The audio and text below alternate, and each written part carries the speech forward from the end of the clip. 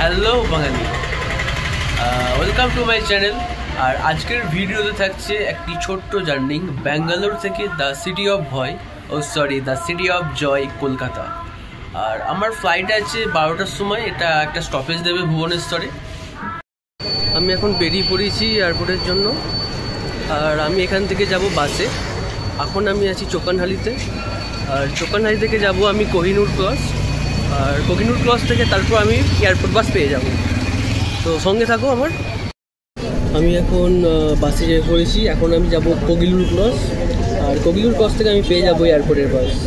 তো এবার আমি করে নিই ওয়েব চেক ইনটা। So let's see in the airport bus. আমি এখন আছি এয়ারপোর্ট বাসে। আর তোমাদের ইনফর্ম করে দিই, ব্যাঙ্গালোরে যদি এয়ারপোর্ট বাসে চাপো তাহলে ভাড়াটা অনেকটাই বেশি, তবে ওলা উবেরের থেকে অনেকটাই কম। তো আমি প্রেফার করি সবসময় এয়ারপোর্ট যাওয়ার জন্য এয়ারপোর্ট বাসটাই ঠিক আছে। আর বেশি জন থাকলে ওলা উবের করে নিতেই পারো। আর ব্যাঙ্গালোরের বাস সার্ভিস একদম চরম লেভেলের। সেখানে আমি ব্যাঙ্গালোরে খাবার ভালো না লাগলেও বাস সার্ভিস ভালো লাগবেই। তো এয়ারপোর্টে যাওয়া যাক, তারপর আবার ক্যামেরা অন করবো।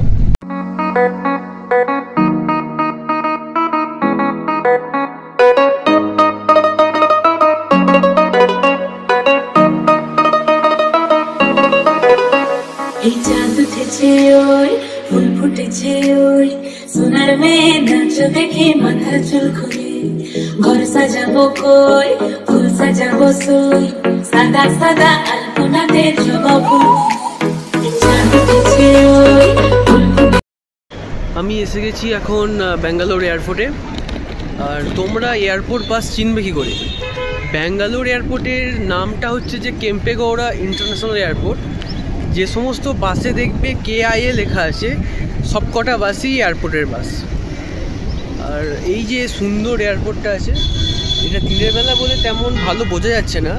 রাতের বেলায় যদি তুমি এখানে আসো, তুমি ভাববে যে তুমি ভারতে নয়, অন্য কোথাও আছো, এতটাই সুন্দর এটা। আর তোমাদের বলে দেখি অনলাইন ওয়েব চেক ইনটা করবে কীভাবে।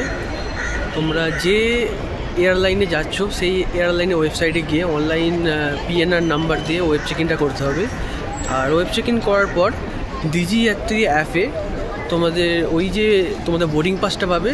সেই বোর্ডিং পাসটা আপলোড করলেই তোমাদের ওয়েব চেক ইন হয়ে যাবে।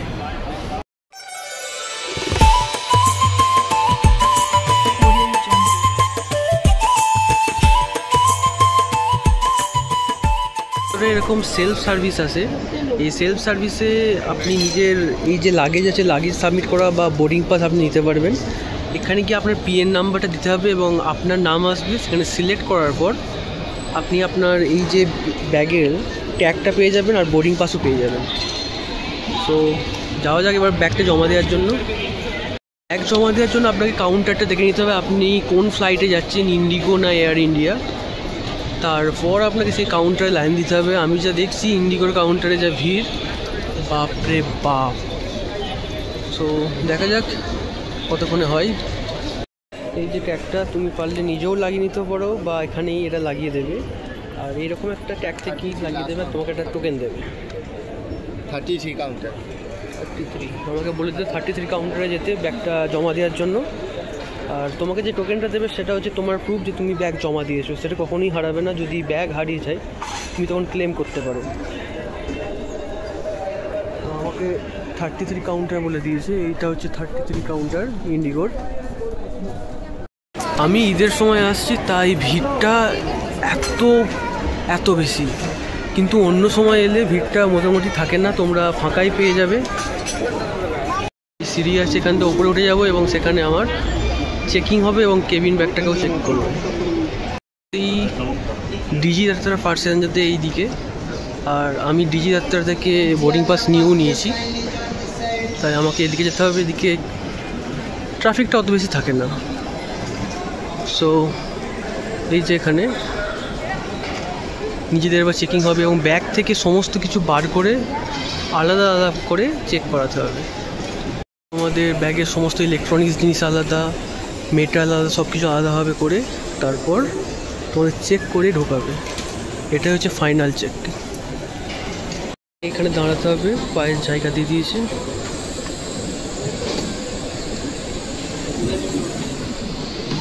এখানে এসে তোমাকে ব্যাগ জমা দিতে হবে, ফোনটাও আমার জমা দিতে হবে, তাই ভিডিওটা এখন আমি করতে পারবো না। ওকে, ওখানে গিয়ে দেখা হচ্ছে। সব ইলেকট্রনিক্স জিনিস, আর এখানে ব্যাগটা আছে, এখানে ফোনটা রাখতে হবে। আমার বেল্ট আমি খুলে দিয়েছি, আমার ব্যাগ পেয়ে গেছি। এইভাবে সব ব্যাগগুলো আছে, ওখানে একজন চেক করছে ওই যে ব্যাগে কী আছে, আর একটা একটা করে ব্যাগ ছাড়ছে উনি। তো আমার যেটা প্রথম দরকার, আমার বেল্টটা, প্যান্টের অবস্থা খুবই খারাপ, তো আমি বেল্টটা পরে নিই, আর সমস্ত চেক করে নিতে হবে সব ঠিকঠাক আছে নাকি। এবার আপনাদের বোর্ডিং পাস দেখতে হবে, এবং এই যে গেট 30, আমার বোর্ডিং পাসে গেস্ট নাম্বার লেখা আছে। কেউ যদি অনেকটাই আগে চলে এসো এয়ারপোর্টে, তাহলে গেট নাম্বারটা পাবে না, তখন তোমাদের ডিজিটাল স্ক্রিনের দিকে লক্ষ্য রাখতে হবে। এবার ডিজিটাল স্ক্রিনটা ওই যে লেখা আছে, ওখানে কোন ফ্লাইটের নাম্বার দেওয়া আছে এবং কোন নাম্বার গেটে আসছে, সমস্ত কিছু লেখা আছে। এখান থেকে তোমরা পেয়ে যাবে কোথায় কোন ফ্লাইট আসছে। আমার গেট নাম্বার 30 কোন দিকে, এখানে 14 চলছে, একেবারে লাস্টে হয়তো হবে। তো যাওয়া যাক। এই ব্যাঙ্গালোরে চেকিং প্রসেসটা অতটাও কঠোর নয়, তবে কলকাতায় বোতলে যদি থাকে, বোতলে জল নিয়ে ঢুকতে দেয় না। তো তোমরা জল খালি করে আসার চেষ্টা করবে যদি কলকাতা থেকে আসো। ব্যাঙ্গালোরে এত কিছু ম্যাটার করে না, কোনো এদের মেশিন উন্নত, চেক করতে পারে। আমাদের কলকাতায় হয়তো মেশিন অত উন্নত নয়। আমি এখন 30 নাম্বার গেটের সামনে চলে এসেছি, আর আমার ফ্লাইট এখনও দেয়নি গো, তো হয়তো দিয়ে দেওয়ার কথা, বাট এখনও দেয়নি। সো একটু ঘুরে আসি, তোমাদের ব্যাঙ্গালোর এয়ারপোর্টটা দেখি। এদিকে এই যে এদিকে পুষ্পা 2,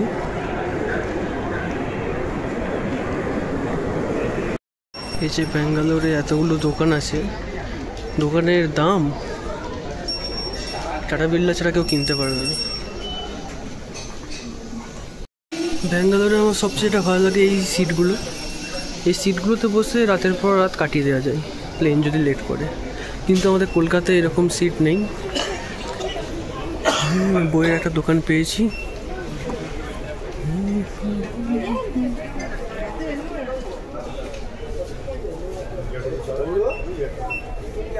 ওয়াও, ইন্টারেস্টিং বুক। প্রাইসটা কত আছে? 500 টাকা দাম। মোটামুটি বইয়ের দামটা কমই আছে। এবার তো আমার ফ্লাইট দিয়ে দিয়েছে, এখন প্যাসেঞ্জার নামছে, হয়তো কোথা থেকে আসছিল এটা। এখন এটা যাবে ব্যাঙ্গালোর থেকে ভুবনেশ্বর, এবং তারপর হয়তো ভুবনেশ্বর থেকে আবার ফ্লাইট আমাকে চেঞ্জ করতে হবে। দেখা যাক কী হয়। এখনও ফ্লাইটে প্যাসেঞ্জার ঢোকাচ্ছে না আমাদের, এখন জাস্ট বার করছে, এরপর ক্লিন হবে। তারপর এই যে আমার বোর্ডিং শুরু হয়ে গেছে, তবে আমার সিট নাম্বার যাই হোক, আমি তো শেষেই যাই, কারণ এত ভিড়ে কে দাঁড়িয়ে থাকবে। যাই হোক, ভিড়টা কমলে যাবো এখন। এবার আমি ঢুকে যাব, এখানে একবার টিকিটটা চেক করবে, আর ভেতরে গিয়ে একবার স্ক্যান করবে এই যে কিউআর কোডটা। সিট নাম্বার হচ্ছে যে 13A হয়তো জানালার ধারে হবে বা একেবারেই সাইডে হবে, দেখা যাক কোনটা হয়। এখানে আরেকবার এটা স্ক্যান করবে। তোমাদের যদি ডিজি অ্যাট্রি থাকে তাহলে এগুলো কোনো ব্যাপারই থাকবে না, তোমাদের ফোনেই স্ক্যান হয়ে যাবে।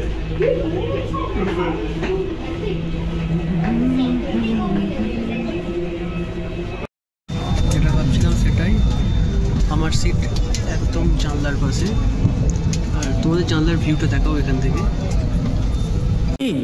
কলকাতা মানে হচ্ছে city of culture, city of heritage and city of surprises. Kolkata তুমিও হেঁটে দেখো, কলকাতা তুমিও ভেবে দেখো, কলকাতা তুমিও হেঁটে দেখো, কলকাতা তুমিও ভেবে দেখো, যাবে কি না যাবে আমার সাথে।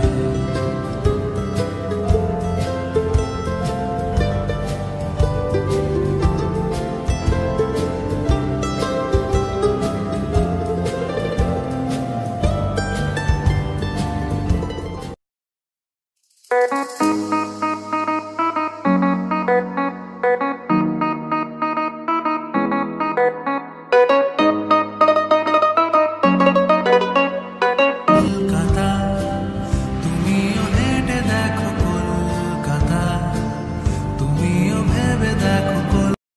জয় জগন্নাথ, ওয়েলকাম টু ভুবনেশ্বর। এখানে একটা মজার জিনিস দেখলাম, এখানে সার্চের মেশিন কাজ করছে না, হাতে করে সার্চ করছে। স্বাভাবিক ব্যাপার। ভুবনেশ্বর থেকে কলকাতা যাওয়ার যে ফ্লাইটটা আছে সেটাতেও আমি উইন্ডো সিট পেয়েছি। এই যে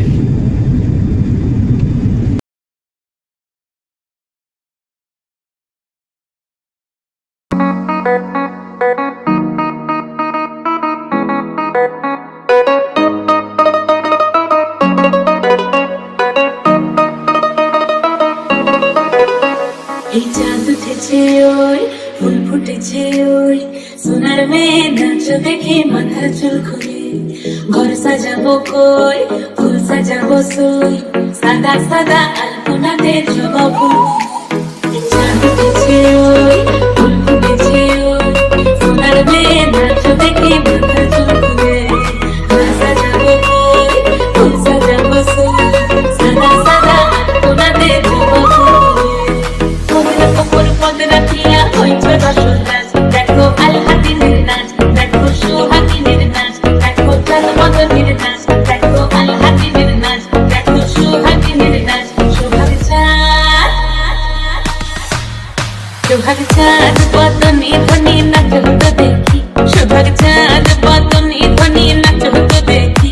পালা নাচ হতো দেখি, পালা নাচ হতো দেখি, পালা নাচ হতো দেখি। সোহাগ চাঁদ বদনে ধ্বনি নাচ হতো দেখি, সোহাগ চাঁদ বদনে ধ্বনি নাচ হতো দেখি।